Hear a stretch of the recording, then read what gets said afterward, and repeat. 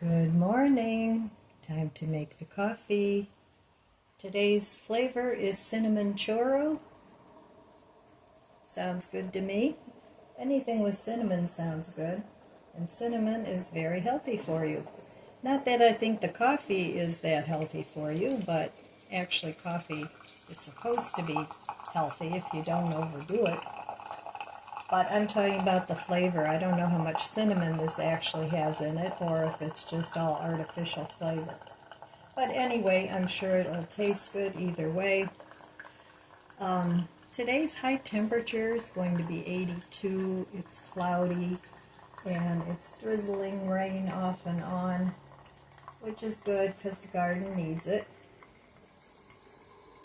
So I think I'll probably be working inside here today, doing a few things. I'm still working on getting my kitchen cleaned up. Yes, hard to believe, but it was quite the mess.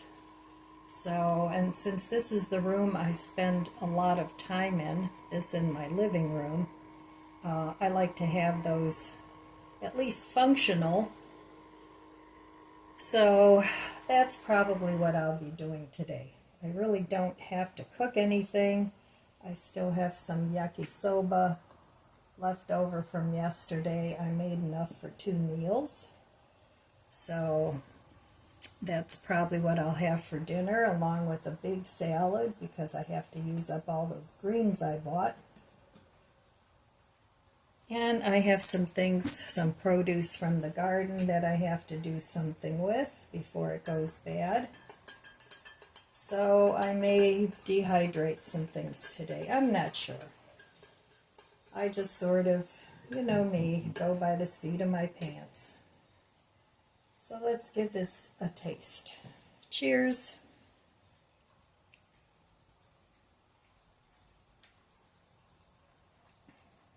Yeah, that's good.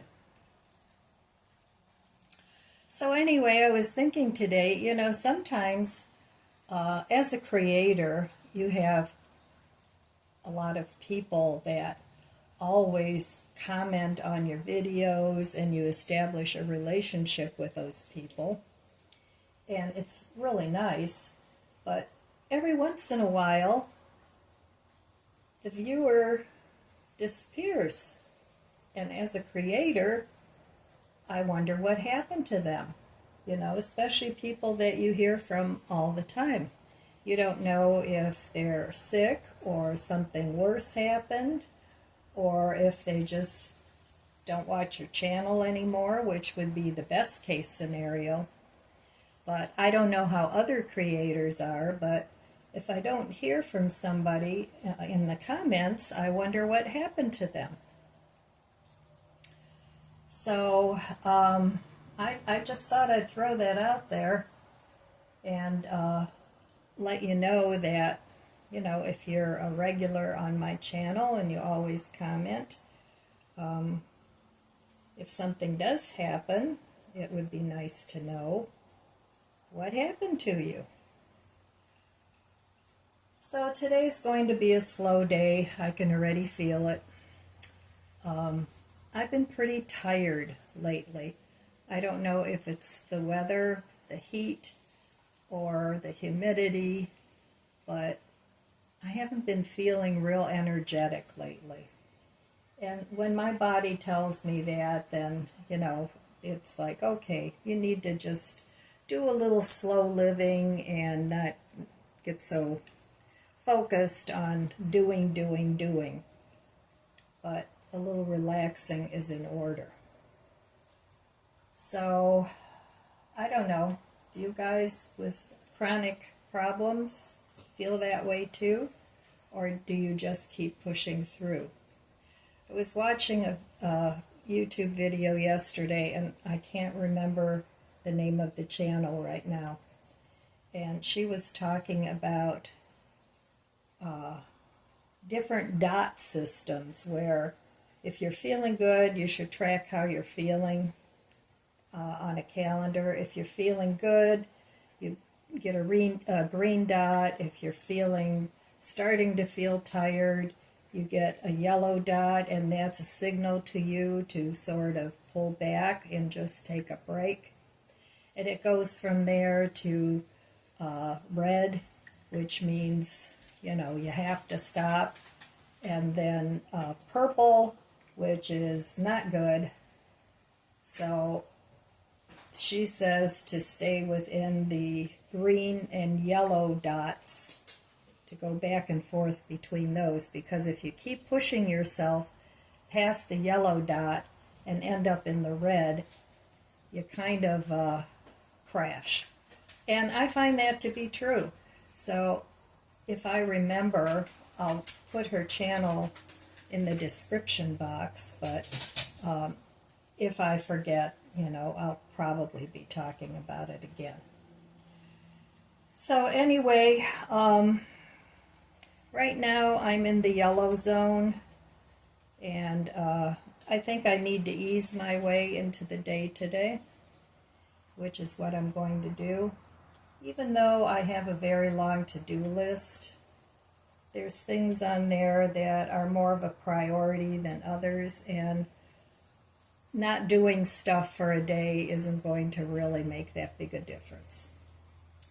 So, all right, well, I will meet you over there at the budget book. Okay, back at the budget book. Well, yesterday I didn't spend any money, so that's good. I have to rein it in now that I've bought almost everything that I want and need for my house. I have to start working on some of the projects that are in my head that caused me to buy what I bought. So I have some shelves to hang, and I have shelving units to put up in the basement and organize my food stash.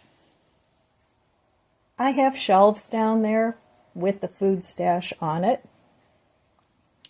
but I want to make it more cohesive and make sure everything is secure, so I don't have this problem anymore with the rodents. So one of the things, I've been watching some YouTube videos on getting rid of the rodents, the mice. It's mice. And I have to go around my house and inspect it to see maybe where they're getting in, because I don't know. I just, it's not as bad as it was, let's put it that way. But I have the suspicion that there might still be a straggler here and there. But I have to investigate further, because it's something that you have to be vigilant about. So I think I'm going to order some of those tender traps, catch and release traps from Amazon. There were just too many to use those before. So, but I can't really say the exterminator has done a whole lot of good. I mean, walking around putting traps, I can do that myself. So I'm going to just keep them for the summer. I'm on a 2-year contract with them, but I think it would be cheaper to just pay the discounted whatever I still owe them and get out of the contract. But for the summer, I'll keep them because they do spray for bugs outside, and they spray for fleas and ticks. So that's something that's useful. But as far as the mice go, I don't really think they've done a whole lot. You know, just to have somebody walk around, set traps, and gather them up down the road. So, anyway, I think that's what I'm going to do, because it's like $160 every time they come out, which gets to be expensive. And they should have really gone around the house and inspected the whole thing. I mean, they do walk around the house and spray, but, you know, I don't know how good a job they did of finding an entrance where these little critters have come in. So I'm watching some YouTube videos because you can learn just about anything on YouTube, I found. And we'll see. It is getting better, so thank God for that. But boy, that created a lot of work for me, that's for sure. So another project I have is putting together the island. I want to enlist my grandson to do that. Maybe I'll give him a ring and see what he's doing today. Have him come over and get that done. And let's see what else. A potting bench I need put together. My grandson and his buddy want to do the mulching in the back.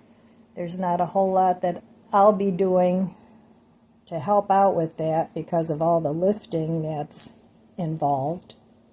And I find that when I lift too heavy of things, my hip really acts up. And then I'm like down for the count for a day or so. And I don't take anti-inflammatory medications because of my stomach. I really don't take any medications. Every once in a while I'll take some omeprazole if my stomach acts up, but I don't like the side effects of that. So I only take that as needed, but that's about it. You know, I mean, if you need a pharmaceutical to stay alive and to help you with whatever your issue is, by all means take it. But I really don't take any medications. So anyway, well, one good thing about that is it does save money because even medications are ridiculously expensive nowadays. I used to have to give my little dog, who's passed on a few years back, but for 4 years I had to give her insulin shots twice a day. I found the least expensive place in my area to get the insulin was Walmart. So I used to get it there.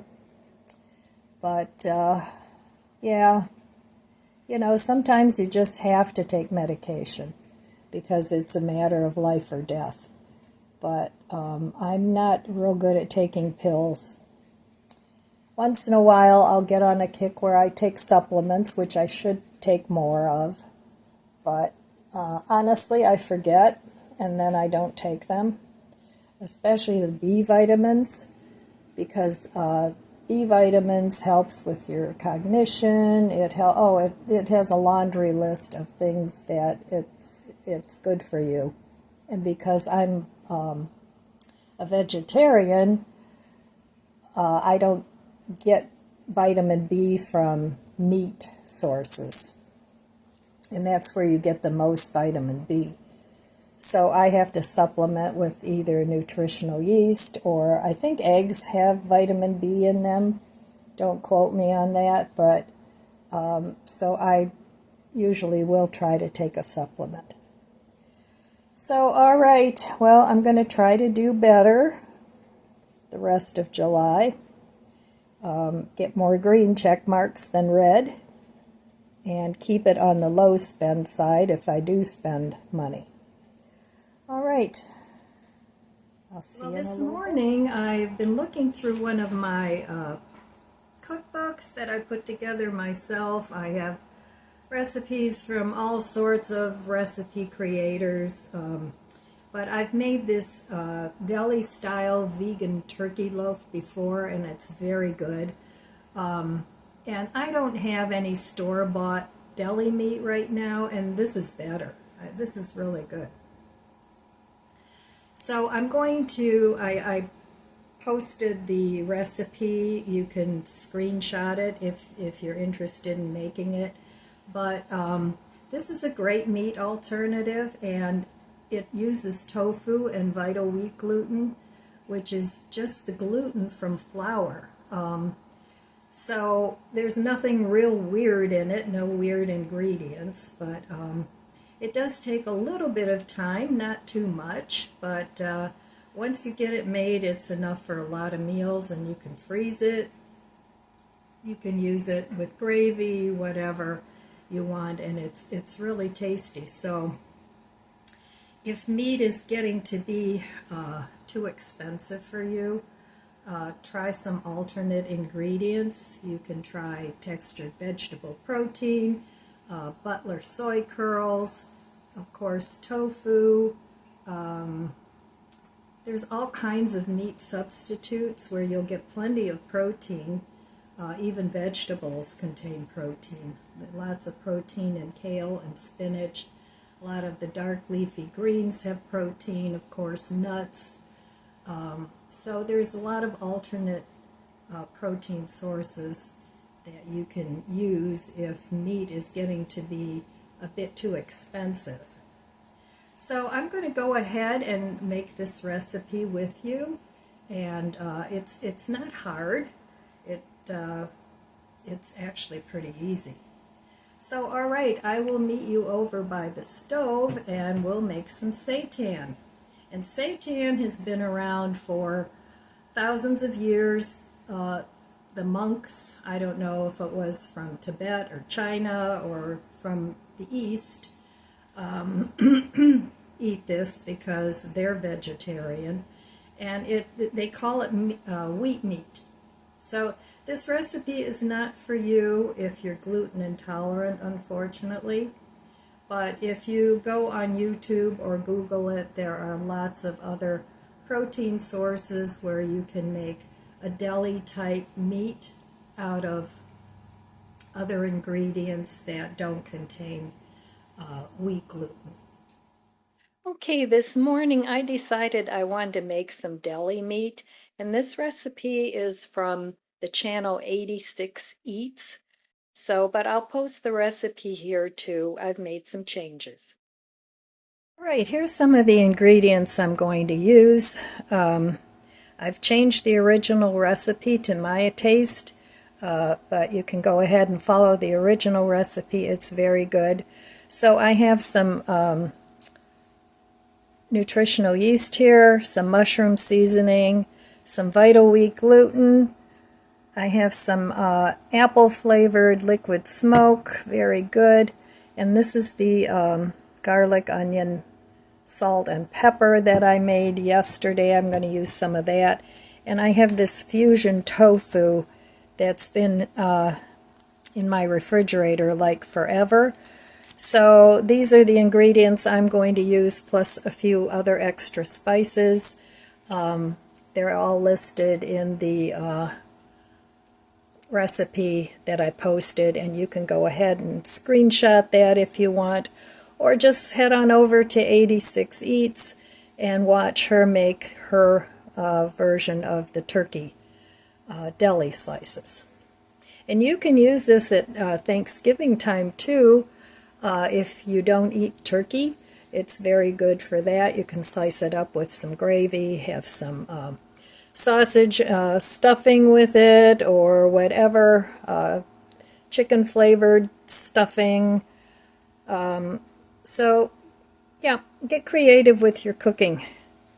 All right, let's get going. So in my food processor, I have the tofu, the sage. I added a couple cloves of garlic, which isn't on the written recipe. I put in the Better Than Bouillon chicken. Did I say rosemary? Some dried rosemary, and the liquid smoke. So I added all that to the thing here. And then I'm going to run this through the food processor with the metal blade for a couple minutes until it's all broken down. And then I'm going to go ahead and add my vital wheat gluten and knead that for a little bit. So, all right, this is going to be noisy, so I'm just going to do this. I got this all mixed up. I added some oil in there. I added the half a cup of water. And now I'm going to add the rest of the dry ingredients. And then I'm going to let this run for a little bit to knead the dough, because you want this dough to be firm. You don't want it to be like bread, so you have to knead it for a while. So if you don't have a food processor, you could do this by hand, but it's going to take some elbow grease to get it all kneaded. Sometimes with seitan, depending on the texture you want, you knead it for a long time. Sometimes you don't knead it very long at all. It just depends. The longer you knead it, the more firm it gets. So I'm going to go ahead and mix this up, and then I'll be back. All right, my dough was a little bit too wet, so I'm going to add a little bit more vital wheat gluten, just a little bit at a time. And then I'm going to knead this by hand for a little bit, just a couple minutes. Make sure all that vital wheat gluten is incorporated, because this needs to be a fairly firm dough, and my dough was too soft because the tofu that I used had a little bit of liquid in it. So if you don't have the extra firm tofu, then you may need to add a little less water and go from there. But it's a very forgiving dough. So you just need to kind of see how you don't want the dough to be too sticky, because then your loaf will be too soft. So I would say I've added another 1/4 cup of vital wheat gluten anyway, and I want to make sure that I incorporate that in here really well, because kneading the dough is what develops the gluten strands. So even if you make seitan chicken, you want to make sure that you knead it really well. So I think this will be good now. I don't want the dough to be sticky. So I'm just going to knead this for a little bit and see how it turns out. And then we're going to finish up this loaf. So that's looking pretty good. As you can see, the gluten strands are developing. And it's fun to knead it because it's like playing with Play-Doh. Alright, that still feels a little wet to me.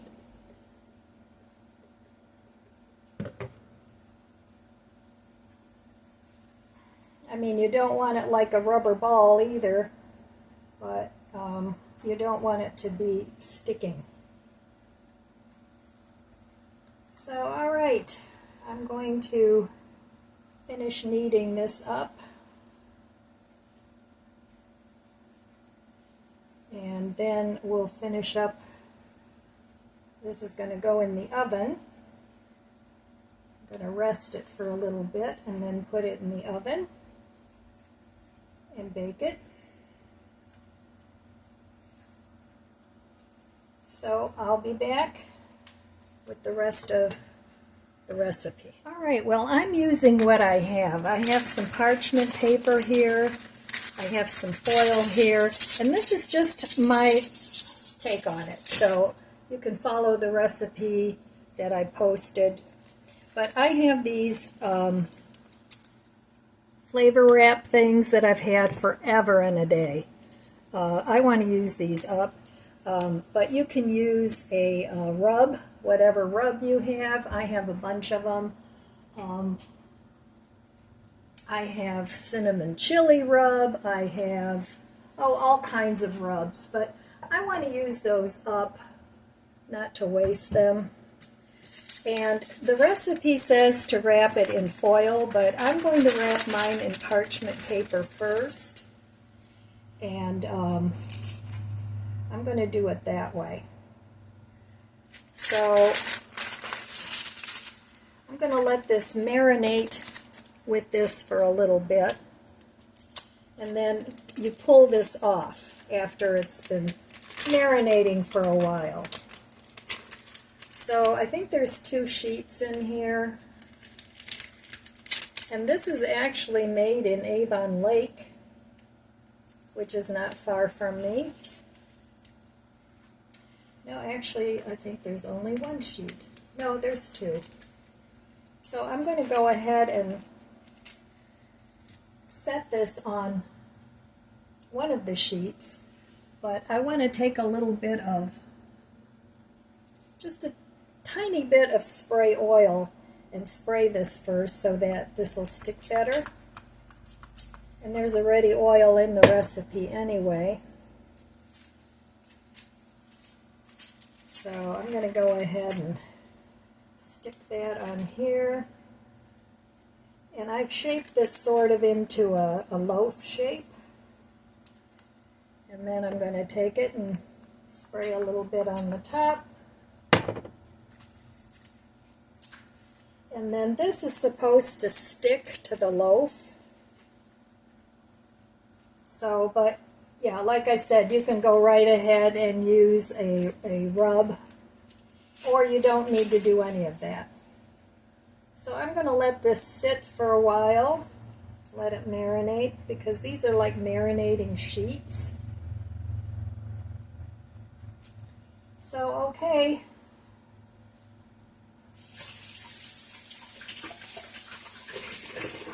And I'm looking forward to having some of this tomorrow, because you have to kind of let it sit in the refrigerator overnight. But I'm going to wrap this up so that it sticks a little better.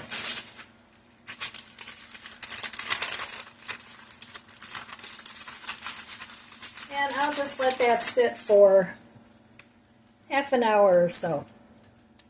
Alright, my loaf is done here, done marinating.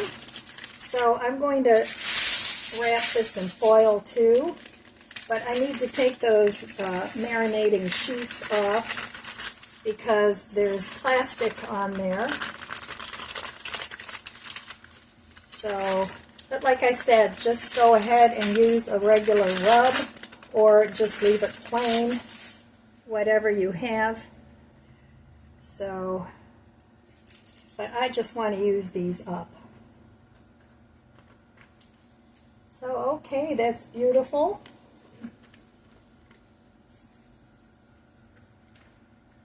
And I'm sure this is going to be very flavorful.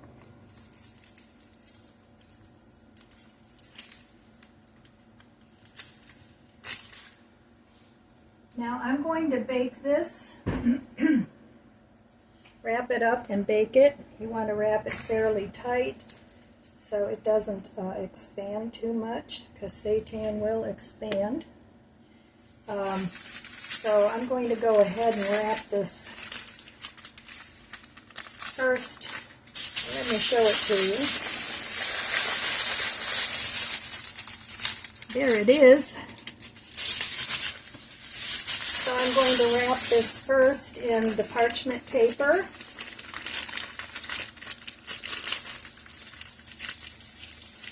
And you want to wrap it fairly tight because you don't want it to have a blowout in your oven.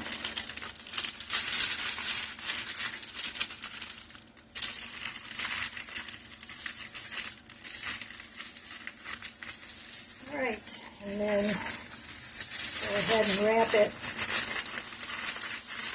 in the foil.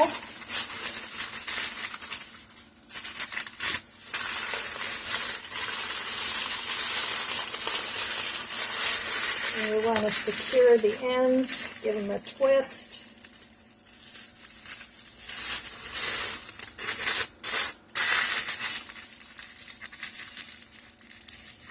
Now I'm going to put this on a tray.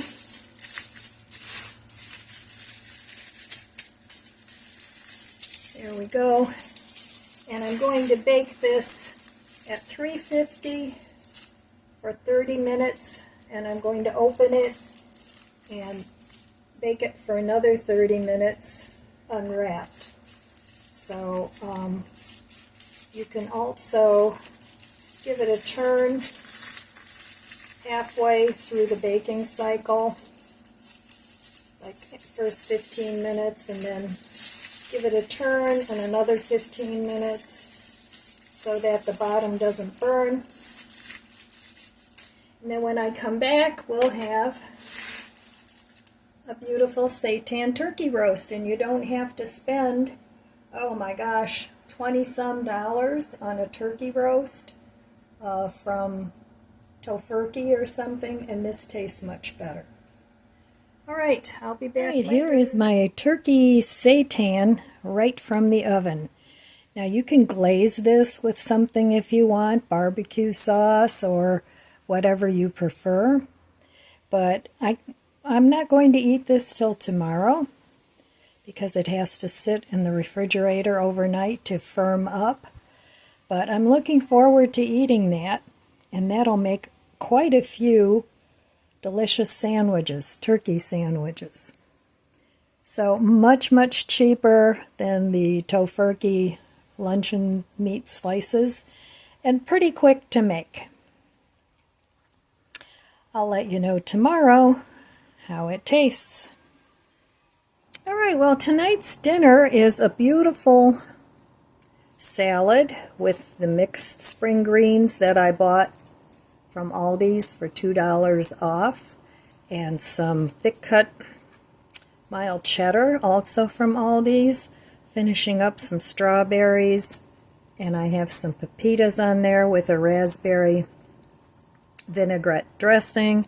And then here I'm finishing up the yakisoba, but I added some peanuts and cashews to it, and I'm going to add a little bit of this sweet teriyaki sauce just to give it a little different flavor. And there is tonight's dinner. And this is what I added the extra veggies to from the salad pack. That always works out great. So just finishing up my leftovers, what I have, and switching them up a little bit. So let's give this a taste.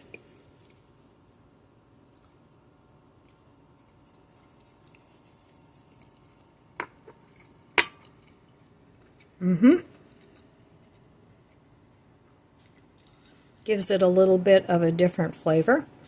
And the cashews and the peanuts adds a little bit of extra protein, along with the pepitas and the cheese. So that's tonight's dinner. All right, even though I didn't cook dinner really, I did do some cooking today. So I've been wanting to make that seitan for quite a while. I just never got around to it, so I thought today was a good day. It's been raining off and on all day, a really gloomy day, and I really didn't do much of anything today. I just kind of took the day off and relaxed and did some reading. I started reading, and I know some of you had recommended this book to me, The Power of Now by Eckhart Tolle. And I didn't get too far because I fell asleep and took a nap, but so far it's an interesting book. So that's pretty much my day today. Dinner was good, and sometimes I just like to add a few extra ingredients, a little of this and a little of that, and then it changes it up a little bit so you don't always feel like you're eating the same thing. But some people don't mind always eating the same thing. So, all right, my friends, I'm going to leave you with a couple of positive thoughts. This one comes from the book A Year of Positive Thinking by Cindy Spiegel. And it says, embrace the eccentricities.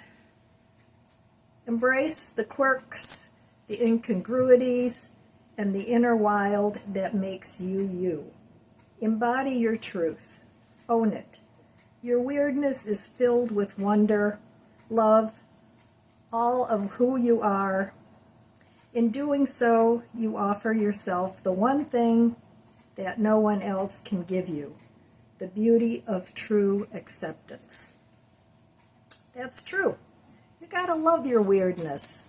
You know, it's what makes all of us different, and would be pretty boring if we were all the same. And then from this book, Be Happy, it says, drink coffee. Sipped in moderation, coffee wards off feelings of stress and anxiety. Caffeine stimulates the release of dopamine, making you feel positive and amped up for the day ahead. So drink a cup or two before 5 p.m. for the best results for an instant mood boost. So we know we like our coffee. So, all right, my friends, without further ado, I want to wish you abundant blessings. I love you guys. Be good to yourself. Be good to others. God bless you, and I'll see you next time. If you enjoyed this video, please subscribe, comment, and like. It helps my channel grow. Don't forget to share, and thanks for watching.